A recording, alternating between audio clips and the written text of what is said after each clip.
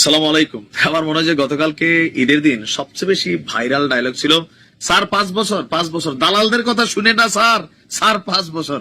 Doctor Modi Yunus আবার এরকম দেখাইছেন, মানে জনগণের সাথে যখন তিনি মোলাকাত করছিলেন, ঈদের আনন্দ ভাগাভাগি করছিলেন।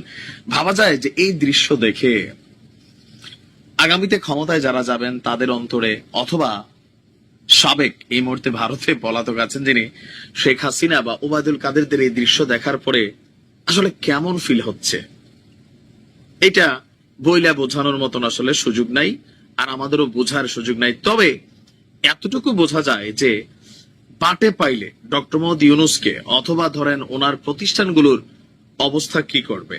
তবে বাটে পাইতে পাইতে অনেক দেরি, এর আগেই এত লম্বা সময় ধৈর্য ধরার টাইম নাই বাংলাদেশ আওয়ামী লীগের। তবে এটাও কি আওয়ামী লীগের বিরুদ্ধে কোনো অপপ্রচার, নাকি আসলে ঘটনা সত্য? প্রতিশোধের নেশা তো আছে।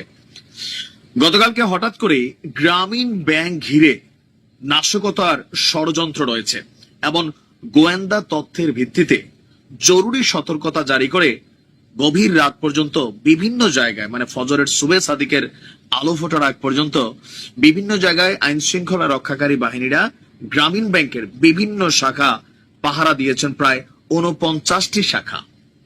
তো কোথায় এই টার্গেট?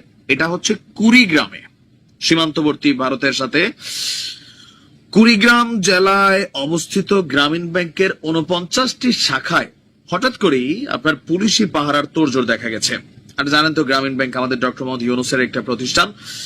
একই সঙ্গে সম্ভাব্য নাশকতা ঠেকাতে কুড়িগ্রাম, লালমনিরহাট পল্লী বিদ্যুৎ সমিতির কার্যালয়েও নিরাপত্তা জোরদার করা হয়েছে। এসপি মাহফুজুর রহমান তিনি বলছেন যে পুলিশ এবং গোয়েন্দা সূত্রগুলো বলছে যে আওয়ামী লীগ ঈদের ছুটিতে, প্রায় 10 দিন কিন্তু ঈদের ছুটি, তো এই ছুটিতে দেশে নাশকতা সৃষ্টির উদ্দেশ্যে প্রাথমিকভাবে রংপুর এবং চট্টগ্রাম বিভাগে অবস্থিত গ্রামীণ ব্যাংক এবং এই সংশ্লিষ্ট যে কোনো প্রতিষ্ঠানে অগ্নিসংযোগ এবং হামলার ষড়যন্ত্র করছে।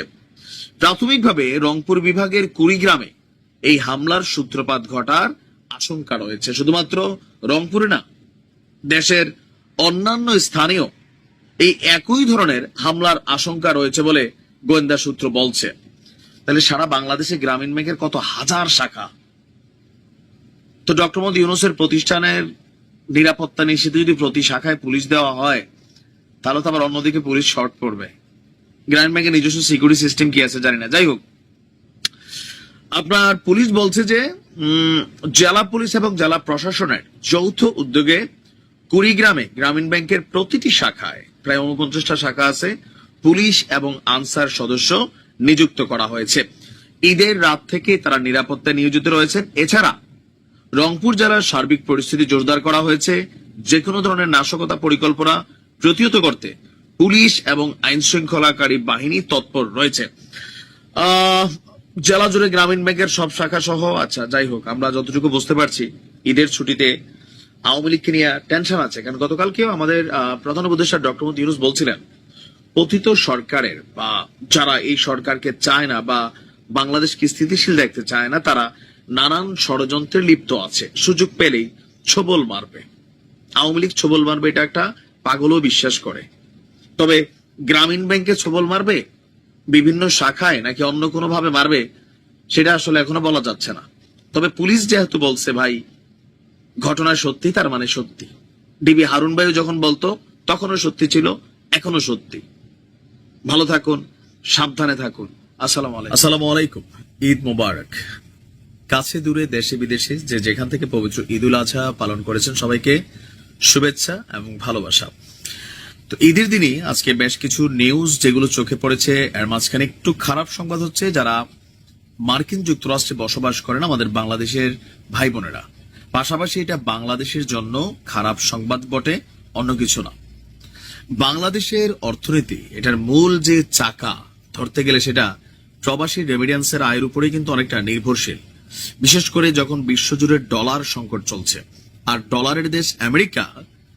আমরা জানি যে গেল কয়েক মাস যাবত বা গত 1 বছর বা এর আগে সময় ধরে বাংলাদেশে যে রেমিটেন্স যায়, এর বড় একটা অংশ কিন্তু এখন আমেরিকার যে প্রবাসী বাংলাদেশিরা আছেন তাদের মাধ্যমে যায়। এখন হঠাৎ করেই মার্কিন প্রেসিডেন্ট ডোনাল্ড ট্রাম্পের একটা নতুন নীতি আরোপিত হতে যাচ্ছে, আর এতে বাংলাদেশ হিউজ ক্ষতির মুখে পড়বে। সরকারে যেই থাকবেন তাকে বড় ধরনের ধাক্কা সামলাতে হবে। পাশাপাশি প্রবাসীদের জন্য একটু খারাপ সংবাদ যে আপনি বিদেশ থেকে এখন যে টাকা পাঠাচ্ছেন বাংলাদেশে, সেই রেমিটেন্সের উপর 3.5% হারে কর আরোপের প্রস্তাব এনেছে। মানে আপনাকে 3.5%, 100-তে $100 পাঠালে $3.5 আপনাকে ট্যাক্স দিতে হবে।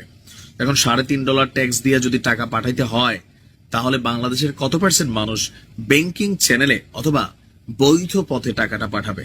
100% এটা অবৈধ পথে কালো টাকা, হুন্ডি বা আরো বিভিন্ন নামে যে অবৈধ টাকার লেনদেন আছে সেটাই বেড়ে যাবে। দর্শক, মার্কিন প্রেসিডেন্ট ডোনাল্ড ট্রাম্পের একটা নতুন বিল হচ্ছে ওয়ান বিগ বিউটিফুল অ্যাক্ট।